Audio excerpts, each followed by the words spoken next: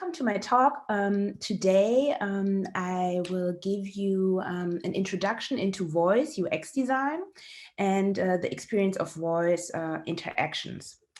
First, a little bit about me. My name is Isabelle Brissy. I'm based in Cologne, and I also have ties to the TH Köln through the Köln International School of Design. And there I started out doing a lot of graphic design, so being in the 2D realm, visuals, and then I went into product and industrial design, so I went 3D, and then I had enough of all of the stuff, and then I went non-dimensional with voice. And I worked for almost 2 years in a design agency doing voice design. And now I'm working as a designer freelance. So what will I talk about today? I will explain a little bit how you can become a voice UX designer, because my parcours is a little bit zigzag, and so I think it's interesting to see like how people end up doing this.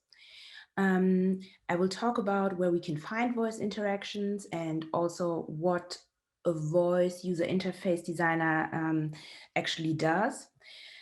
What are VUI design specific processes and approaches, and what makes voice as a medium special and interesting?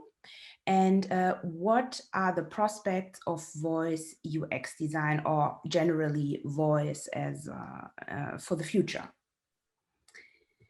So yeah, how do you become a UX designer? While I'm working in voice, I got to meet really different types of people.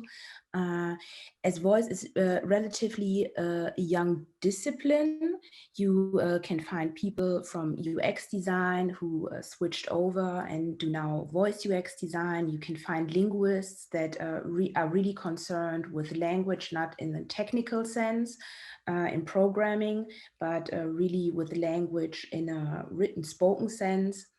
You can find UX writers, you can find people who studied human-computer interaction. So there's really all kinds of people you can find in this field that are voice UX designers.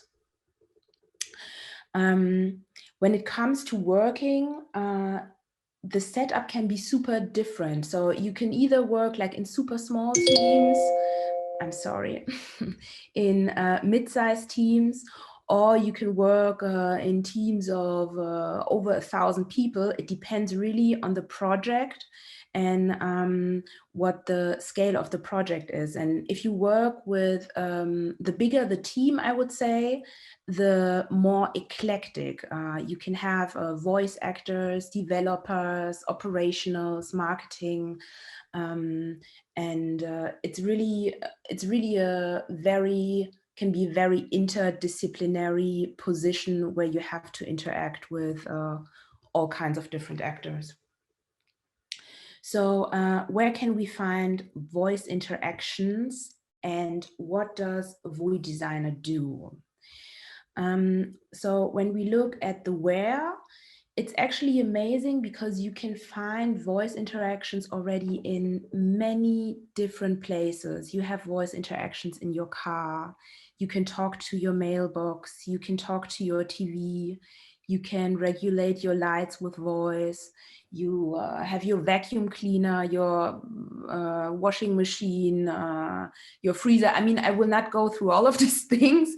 You have a push to talk things on your phone, no, besides the voice assistants that you have on your phone, like Siri or Cortana on your computer. There's also this push to talk entity. And then there's things where it becomes, you have chatbots, which is also a very classical thing that is often forgotten when you talk about it. You have music, which is very common, and then functionalities like calendar, notes, writing in general.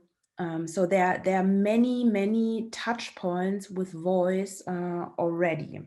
And I'm sure I forgot a lot. but maybe it's also enough. So yeah, what does a vui designer do? Already when you look at the naming of the profession of a voice designer, there are many names for the job. You have voice user interface designers, conversational user interface designers, voice user experience designers, voice interactions designers. It's, as I said, it's, for me, it's similar to experience design. It's in development and it's changing, and there's not this set, at least that's how I perceive it. It's a very personal presentation for me, but there's not this set idea of this is what the name is and this is what you do. Because as you can imagine, of all of the different touch points that I showed beforehand here, depending on where you work, also your tasks can be very different. But in general, vui design approaches and processes, they are very similar to the, let's say, classic voice UX approaches. You do user research, you do your personas, you do prototyping, you create your user flows, you do usability testing, and you also do iterative design as a whole. And that's kind of the umbrella under all of the design work that you would do as a designer. Yeah, but as I said, depending on in which area you work, it can be very different also specific tasks that you do. If I would have to sum up, I made this great graphic, what the task is of a voice user interface designer. You basically are helping the conversation a user has with a system. You're making the conversation flow. Because why is this necessary? It's necessary because a system is not a human, and it's still technically very difficult for a system to understand a human seamlessly. And this is where you as a designer try to work with the system and try to manage the conversations in a way where they are flowing and seamless, and where users can actually get information or achieve the task that they want. Personally, I had the possibility to work on in different areas. I had the possibility to work on a native platform. That means, for example, let's say I worked for Amazon directly. I didn't, but that would be an example. Let's say I work directly on Alexa on skills that are not designed by third parties. You know, I work directly for Amazon. For example, the alarm clock on Amazon, it's not, it's directly developed from Amazon, and they have their own designers that do these jobs. So that would be a native platform. Advantages of this is very free. That's what I'm trying to say with this more form here. So you have, you're flexible a little bit more in how you design things, and you can work with the programmers and developers, and you can find ways to design things. If you design for Alexa with the building block system that Alexa provides, you are a little bit more restricted, let's say. Yeah, but you can easily develop a skill. So I also had the possibility to do that. And the third the third thing that I did was I also did workshops for clients who wanted to find out, okay, what could we do for voice? How could that touch point be interesting for us? Because often for clients, it's about finding out, okay, how could this technology be interesting for us? What could we do with that? And also kind of getting caught up to and understanding what is even possible with this technology. So I think this is the three things that I did so far as a voice designer, just so to give you an overview. So what are voice design specific approaches and processes? For voice designers, it's all about the dialogue. So what you do is you write a lot of sample dialogues. You write out how can a conversation go. So user says like, for example, set an alarm clock for 8. And then you imagine being the system, you know, and then you say as a system, do you mean 8 o'clock in the morning or 8 o'clock in the night? And then the user says 8 o'clock at night. And it's really about writing out these dialogues, when I say sample dialogues, to see, okay, where could there be misunderstandings in conversations, and how can I catch this early on as a designer and make sure conversation flows. So the flows that you do, user flows that you do as a voice UX designer, they are also a lot often in the form of scripts where you map out different directions a conversation could go.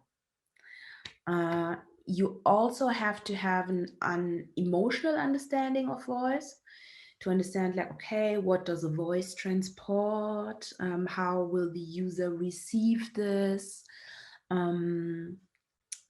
Yes, what would be the right wording to not be too dominant? What goes with the corporate identity of a certain system? So these are all of the emotional aspects that are interesting as a designer. Also, what you have to consider is differences in cognitive load.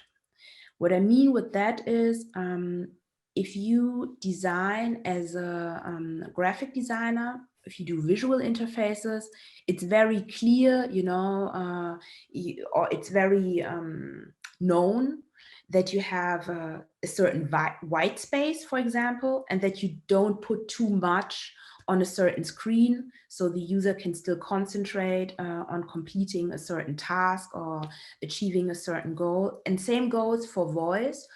It's only that there are different rules. So for example, you have a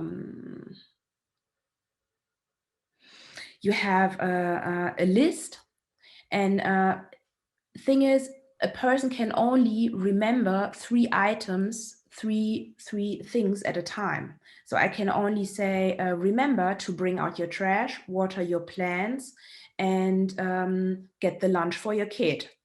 If I go further than these 3 things, voice-wise, a user is going to be lost, because that's just how our brains work. And yeah, these are things that you need to know as a voice designer, so you can design your systems in a certain way. Yeah, and then you have to also get an understanding for voice design elements. For example, you go from icons to earcons, which is like a little sound, like a bing, for example. And yeah, and this way you can use the different elements also. Yeah, but what makes voice as a medium special? There are different things. First of all, it's omnidirectional. This slide is supposed to be a space. And you have to imagine that as a user, you are in the middle of the space, and it's different to a phone. When you are looking at a phone, there is this direct connection. Your eyes are locked on the phone, and that's the way you interact. With voice, you can be anywhere in the space, you can be anywhere in your kitchen, anywhere in your room, you can look at anything, but you can hear the interaction and you can interact with a voice system. So that's meant with omnidirectional. But that also means you have to consider the environment, meaning the space that a user is in. For example, if the user is in a car, let's say the user is in a car, you have to consider when you design for voice interactions for a car, that the user will need some sort of attention for driving. So when the user is interacting with whatever you designed voice-wise, it's important that you pause, for example, the voice interaction if, let's say, a system recognizes that the user is driving too fast, you know, yeah, could be anything. Or if a user is making sport and you designed a voice interaction for using while doing sport, maybe you have to consider that a user is out of breath and he cannot give very long answers to your voice system. So, or he's cooking and there's a lot of background noise, and many things to consider, and environment is always important when thinking about voice. Also, the one last thing, I'm just remembering, imagine if you have a skill that is dealing with health or with very sensitive information, and you are designing that app for voice app for being used on a phone. Difficult because will not want to give out sensitive information through voice while you are in a public space, for example. That's also considered when we're talking about environment. When we're coming back to the emotions of voice, you can say that emotionally, or voice is rich and charged emotionally. And this is a big difference between the written word and between voice. Because when you look at a written word, and I did it specifically using different fonts on this slide, when you write something, you communicate emotion through punctuation, through, of course, also design, graphic design, you can do that. Also through the word choice of words. But with voice, it's a lot more nuanced and depending on the tone of the voice. You can already hear a lot about a person, about their mood, about their social, economical status, also race, about in the way a voice sounds. So I want to give you two examples of two different female voices. And I think when you will hear it, it will already become clear. I hope you will be able to hear it. So here we have two voice samples. Soccer isn't always fair, so why not turn the tables? The new Predator Mutator by Adidas gives you an unfair advantage, designed especially to give your game a superhuman edge. Okay, so that was number one. Summer is finally here, and I'm talking family, friends, food, dancing. That's right, I'm talking weddings. Nothing's better than going to a summertime wedding, and Choice Hotels has the perfect accommodations with. So yeah, I hope these examples were very short, but I hope you can you got an idea what I meant with different voices immediately it gives you a different mood. It gives you a lot of different informations that you don't get with a written word, for example. Another specificity of the experience of voice is the concept of eavesdropping. So if you compare it to surveillance on the phone, people do not have a very clear idea of how somebody would access the information on that or their data on a phone. But eavesdropping, it's a very, very clear concept because it has existed since the beginning of time. You tuck out your ear and you listen to what a person says. It's a very clear concept versus a phone. You know that it's possible, but the idea of how you could access data from a phone is not that clear. So that is a big concern for users, and that has also to be considered when designing for voice. Yes. When German users were asked what their biggest concern is, when German users who don't use voice technology were asked what their biggest, what's holding them back from using it, their biggest concern was security. So this is the concept of eavesdropping is very clear. It's very old. It's not that abstract. So this is a fear, and it's there, and it has to be considered when designing for voice. Also specific for voice experience design, or the experience of voice, is the process of designing or making the whole conversation clear between a user and a computer on the other end is very complex. First of all, whatever the user says on the left-hand side has to be transformed into something a computer can understand. Because what we say as humans is just gibberish for a computer. So it has to be transformed in a way that a computer can understand it. And this process is called automatic speech recognition. Then the second step is the gibberish that has now been translated into computer language. I'm using very simple words here now, but that's how I explain it for myself, and that's how I think it's easiest to understand.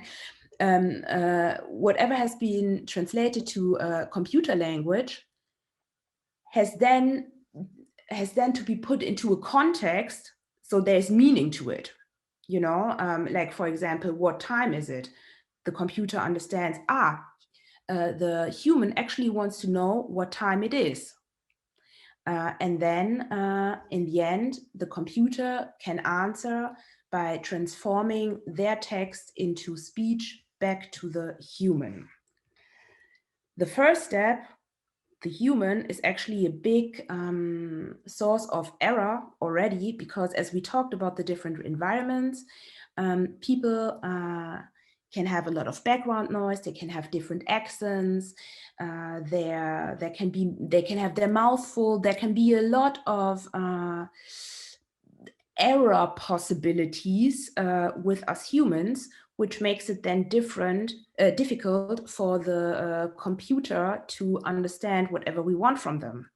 So a big task for a voice user interface designer is, how do I deal with that error, and how do I make errors that will happen, because that's just how it goes, how to make this error handling smooth.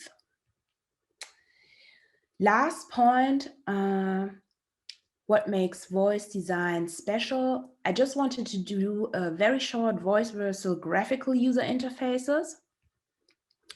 So, for example, advantage of a voice user interface versus a graphical user interface, or the other way around, graphical user interface versus voice user interface. You have a calendar here. if you want to put an appointment in your calendar, there are many steps. You have to open the calendar app. You have to choose the date where you want to put your appointment in. You have to click on the date. You have to write down what the appointment is about. You have to choose the time when the appointment is about.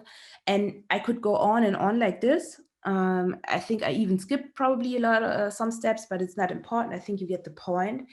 Versus the voice user interface design, it's one question. You ask or you say, Siri, add an appointment to my calendar tomorrow, 4 o'clock. It's a very straightforward and one turn conversation or interaction. And this is an example where voice works very well. Example where voice doesn't work very well would be, for example, a list. Let's say you want to ask, hey Siri, what is my packing list?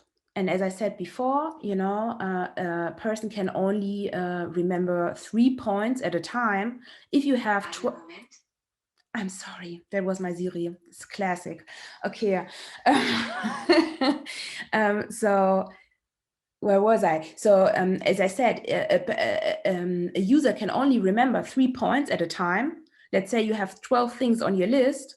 If you get this read out, it's an endless list. It's just not efficient anymore. Versus on a graphical user interface, on the left here, you can see everything on one side. You take it in your hand, you can see it. Great, you have an overview. So for overviews, voice user interface is not so good, which also explains why, for example, maps, not ideal. A map, I don't know. I don't know. There hasn't been found a solution yet how a map could work for me personally on a voice user interface. Maybe directions, you know, go left, go right, but I use this on a bike. But if you want to look at a map, there's just no, the graphical user interface will always win for me. Yeah, so in my opinion, there's no clear list or checklist where you can say, here is where voice user interface designs work better, and here's where graphical user interface designs work better. You really have to think as a designer, what makes sense, what can I use, and consider all aspects and then make your decision. Lastly, I want to talk about the prospects of voice user interface voice user interactions, user interface interactions. It was a little bit double. Well, and this is also my personal approach. Well, one thing that's not personal, which you can read in every statistic, that the market for voice is constantly growing. So this is not even like my personal thing, but what I'm interested in personally, in which I think is still a topic to explore, is the emotional appeal of voice. And I think there's still a lot of interesting things to do with that.